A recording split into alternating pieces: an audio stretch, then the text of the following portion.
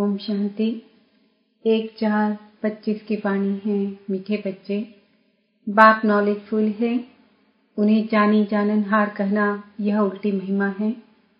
बाप आते ही हैं तुम्हें पतित से पावन बनाने। प्रश्न, बाप के साथ साथ सबसे अधिक महिमा और किसकी है और कैसे?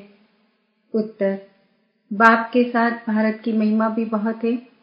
भारत ही अविनाशी खंड है, भारत ही स्वर्ग बनता है। बाप ने भारतवासियों को ही धनवान, सुखी और पवित्र बनाया है। गीता की भी अपरम अपार महिमा है। सर्व शास्त्रमयी शिरोमणि गीता है। तुम चैतन्य ज्ञान गंगाओं की भी बहुत महिमा है। तुम डायरेक्ट ज्ञान सागर से निकली हो। ओम शांति। ओम शांति का अर्थ तो नए व पुराने बच्चों ने समझा है। तुम बच्चे जान गए हो, हम सब आत्माएं परमात्मा की संतान हैं। परमात्मा ऊंचते ऊंच और बहुत प्यारे ते प्यारा सभी का माशूक है। बच्चों को ज्ञान और भक्ति का राज तो समझाया है। ज्ञान माना दिन सत्युग त्रेता, भक्ति माना रात द्वापर कलयुग। भारत की ही बात है। पहले पहले तुम भारतवासी आते हो। 84 का चक्र भी तुम भारतवासियों के लिए है। भारत ही अविनाशी खंड है।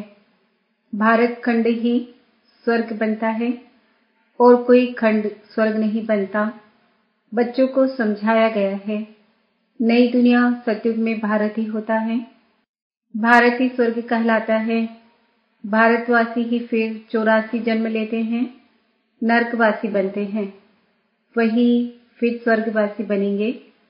इस समय सभी नरकवासी है, फिर भी और सभी खंड विनाश हो, बाकी भारत रहेगा। भारत खंड की महिमा अपरंपार है। भारत में ही बाप आकर तुमको राजयोग सिखलाते हैं। यह गीता का पुरुषोत्तम संगम युग है। भारत ही फिर पुरुषोत्तम बनने का है। अभी वह आदि सनातन देवी देवता धर्म भी नहीं है, राज्य भी नहीं है, तो वह युग भी नहीं है। तुम बच्चे जानते हो, वर्ल्ड ऑलमाइटी अथॉरिटी एक भगवान को ही कहा जाता है। भारतवासी यह बहुत भूल करते हैं। जो कहते हैं वह अंतर्यामी है, सभी के अंदर को वह जानते हैं। बाप कहते हैं मैं कोई के भी अंदर को नहीं जानता हूँ। मेरा तो काम ही है पतितों को पावन बनाना। बहुत कहते हैं शिव बाबा आप तो अंतर्यामी हो। बाबा कहते हैं मैं हूँ नहीं, मैं किसके भी दिल को नहीं जानता हूँ। मैं तो सिर्फ आकर पतितों को पावन बनाता हूँ। मुझे बुलाते ही पतित दुनिया में है और मैं एक ही बार आता हूँ, जबकि पुरानी दुनिया को नया बनाना है। मनुष्य को ये पता नहीं है कि यह जो दुनिया है वह नई से पुरानी, पुराने से नई कब होती है। हर चीज नई से पुरानी सतो रजो तमो में जरूर आती है। मनुष्य भी ऐसे होते हैं।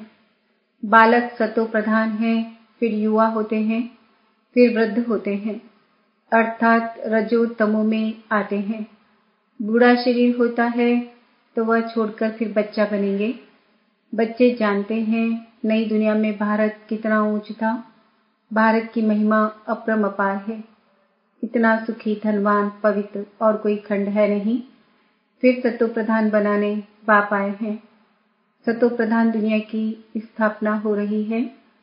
त्रिमूर्ति ब्रह्मा विष्णु शंकर को क्रिएट किसने किया? ऊंचते ऊंच तो शिव है, कहते हैं त्रिमूर्ति ब्रह्मा। अर्थ तो समझते नहीं। वास्तव में कहना चाहिए त्रिमूर्ति शिव न कि ब्रह्मा। अब गाते हैं देव देव महादेव। शंकर को ऊंच रखते हैं तो त्रिमूर्ति शंकर कहना, फिर त्रिमूर्ति ब्रह्मा क्यों कहते? शिव है रचयिता। गाते भी हैं परम पिता परमात्मा ब्रह्मा द्वारा स्थापना करते हैं ब्राह्मणों की। भक्ति मार्ग में नॉलेजफुल बाप को जानी जाननहार कह देते हैं। अब वह महिमा अर्थ सहित नहीं है। तुम बच्चे जानते हो, बाप द्वारा हमें वर्षा मिलता है।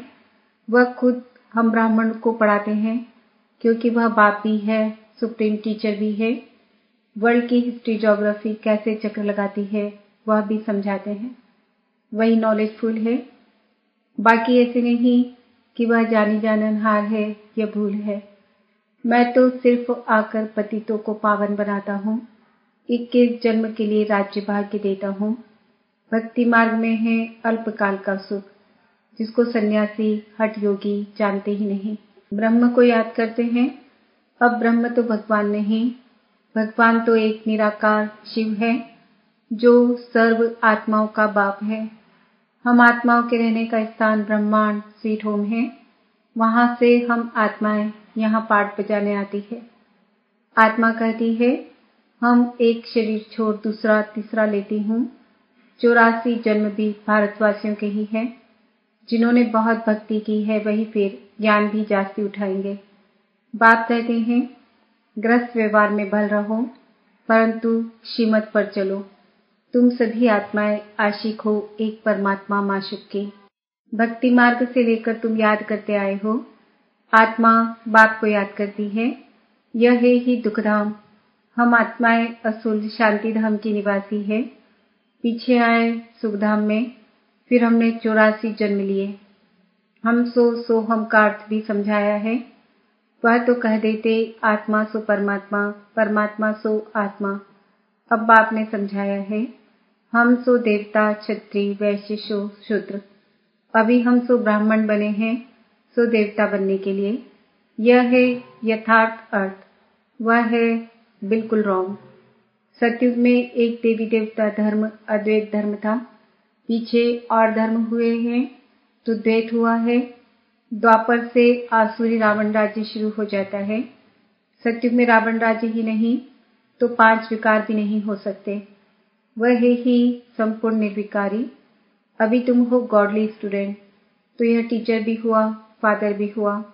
फिर तुम बच्चों को सदगति दे स्वर्ग में ले जाते हैं, तो बाप टीचर गुरु तीनों ही हो गया। उनके तुम बच्चे बने हो तो तुमको कितनी खुशी होनी चाहिए। मनुष्य तो कुछ भी नहीं जानते।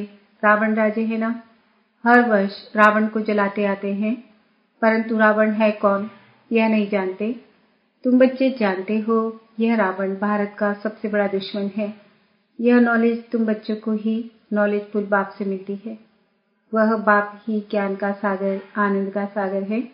ज्ञान सागर से तुम बादल भर कर फिर जाए वर्षा बरसाते हो। ज्ञान गंगाएं तुम हो, तुम्हारी ही महिमा है। बाप कहते हैं, मैं तुमको अभी पावन बनाने आया हूँ। यह एक जन्म पवित्र बनो, मुझे याद करो, तो तुम तमो प्रधान से सतो प्रधान बन जाएंगे। मैं ही पतित पावन हूँ।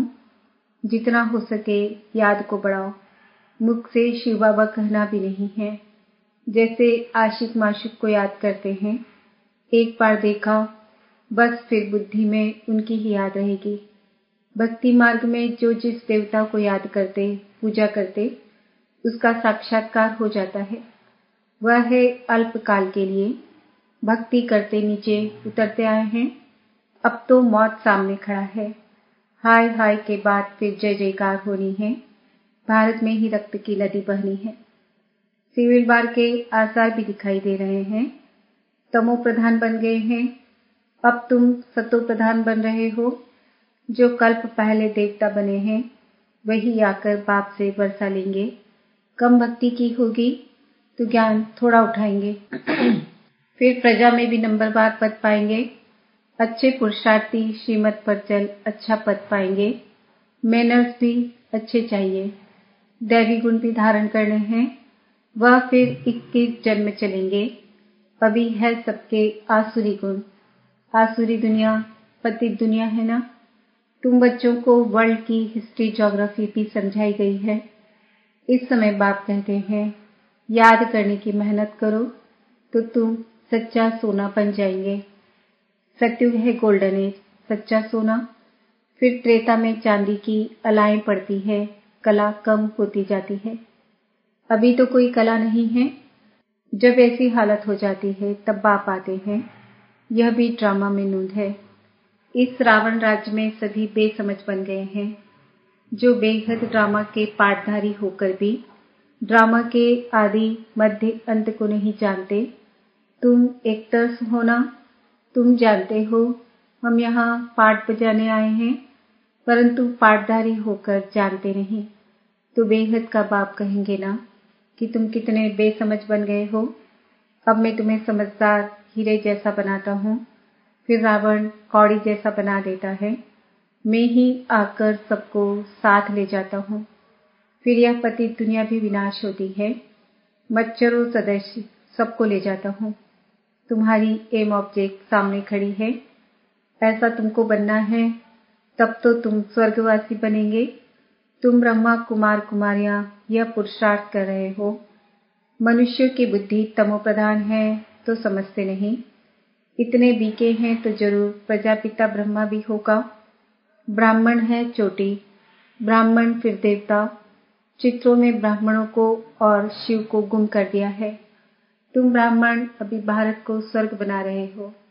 अच्छा, मीठे मीठे पिघलते बच्चों प्रति माता पिता बाप दादा का याद प्यार और गुड मॉर्निंग।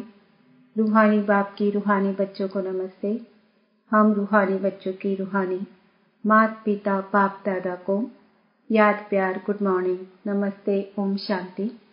धारणा के लिए मुख्य सार, ऊंच पद के लिए श्रीमत पर चल अच्छे मैनर्स धारण करने हैं। सच्चा आशिकपन एक माशिक को ही याद करना है। जितना हो सके याद का अभ्यास बढ़ाते जाना है। वरदान, निमित्तपन की स्मृति से माया का गेट बंद करने वाले डबल लाइट भव। जो सदा स्वयं को निमित्त समझकर चलते हैं, उन्हें डबल लाइट स्थिति का स्वतः अनुभव होता है। करण कराबन हार करा रहे हैं, मैं निमित्त हूँ। इसी स्मृति से सफलता होती है। मैंपन आया अर्थात माया का गेट खुला, निमित्त समझा अर्थात माया का गेट बंद हुआ। तो निमित्त समझने से माया जीत भी बन जाते हैं और डबल लाइट भी बन जाते। साथ साथ सफलता भी अवश्य मिलती है। यही स्मृति नंबर 1 लेने का आधार बन जाती है। स्लोगन, त्रिकालदर्शी बनकर हर कर्म करो तो सफलता सहज मिलती रहेगी। आज का सुमन है, मैं आत्मा डबल लाइट हूँ। मातेश्वरी जी के महावाक्य। मनुष्य आत्मा अपनी पूरी कमाई अनुसार भविष्य प्रारब्ध भोगता है। देखो, बहुत मनुष्य ऐसे समझते हैं हमारे पूर्व जन्मों की अच्छी कमाई से अभी यह ज्ञान प्राप्त हुआ है, परंतु ऐसी बात है ही नहीं। पूर्व जन्म का अच्छा फल है यह तो हम जानते हैं। कल्प का चक्र फिरता रहता है, सतो रजो तमो बदली होता रहता है, परंतु ड्रामानुसार पुरुषार्थ से प्रारब्ध बनने की मार्जिन रखी है।